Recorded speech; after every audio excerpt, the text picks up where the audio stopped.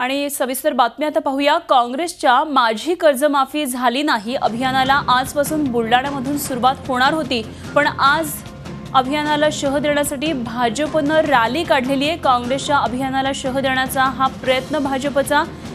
राहुल बोंद्रेंच्या अपहाराविरोधात भाजपने ही रॅली काढली। काँग्रेसचं माझी कर्जमाफी झाली नाही हे अभियान त्यामुळे आता बारगळलं। अशोक चव्हाण येण्याआधीच भाजपने ही रॅली काढून या आंदोलनाची हवाच काढून घेतली आहे। आणि या संदर्भात आणखी माहिती जाणून घेऊया। आमचे प्रतिनिधी मयूर निकम सध्या आपल्या बरोबर आहेत। मयूर, काय नेमकं झालं? माझी कर्जमाफी झाली नाही हे अभियान आज बारगळलं म्हणायचं?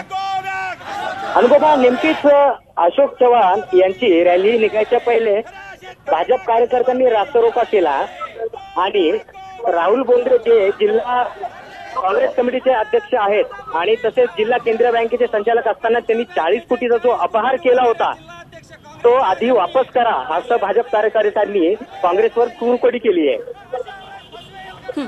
मयूर, मग यापुढे आता काँग्रेसची काय नेमकी रणनीती असणार आहे? ही रॅली आज बुलढाण्यामधून निघणार होती, अभियान हे बुलढाण्यामधून निघणार होतं, आता काय पुढे रणनीती आहे? सध्या रॅली निघून आता पोहोचलेली आहे गर्द वाजनालयापर्यंत। वाजनालयात अशोक चव्हाण सांगणार की समोरची बाजू काय आहे ते। ठीक आहे, धन्यवाद दिलेल्या माहितीबद्दल। मयूर निकम आमचे प्रतिनिधी आपल्याबरोबर ते बुलढाण्यामधून। काँग्रेस अभियानाला शह देण्याचा हा भाजपने प्रयत्न केलाय। राहुल बोंद्रेंच्या अपहाराविरोधात ही रॅली काढली। झी 24 तास रहा एक पाऊल पुढे।